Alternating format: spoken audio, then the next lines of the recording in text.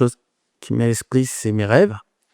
Donc les rêves, je les note tous les matins. J'ai une discipline très stricte. Tous les matins, noter le rêve. J'y arrive pas forcément, mais en tout cas, dès que je me lève, j'ai l'ordinateur qui est prêt pour noter. Deuxièmement, je lis les actualités. Et les actualités ont la capacité à me mettre en colère. Parce que étant journaliste pendant 7 ans de l'Observateur, j'ai vu comment les gens sont manipulés par des journalistes qui cherchent à les amener dans certains endroits qui correspondent pas forcément à la réalité. Donc, j'ai envie automatiquement, c'est ça qui m'inspire, de rétablir la vérité que j'ai vue de mes yeux vus.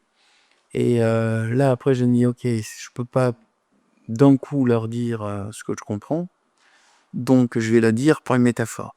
Après, il y a mon travail je fais la méditation, je fais de l'hypnose, je fais l'auto-hypnose, je fais de la régression. Toutes ces choses-là, pour moi, ça fait partie de la doc. Mais c'est exactement pareil qu'ouvrir un livre ou aller sur Wikipédia pour découvrir un pays ou l'histoire, un élément de l'histoire, ou des podcasts, par exemple. Et puis, un autre élément aussi, je n'ai pas pensé à dire tout de suite, c'est que tous les jours, donc, je fais 8h, midi et demi écriture. Enfin, en tout cas, je reste dans l'ordinateur. Il y a des petits moments où je ne fais pas à 8h30 comme ça. Hein. Il y a des moments où je reste aussi à rêvasser. Hein.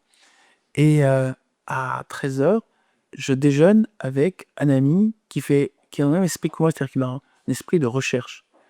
Donc, c'est des historiens, c'est des scénaristes, c'est des humoristes, des magiciens.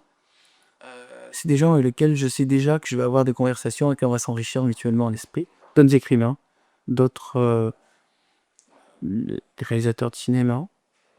Et on s'échange des idées. Et je sais que l'un de nous deux va pouvoir, par exemple, il y a un dialogue qui est sympa entre nous deux, et on va le noter, et puis il y en a un qui va dire, par exemple, tu le prends ou je le prends, quoi. Mais c'est comme des parties d'escrime. Je joue aux échecs aussi dans la documentation. Pour moi, une partie d'échecs, ça ressemble beaucoup à un roman.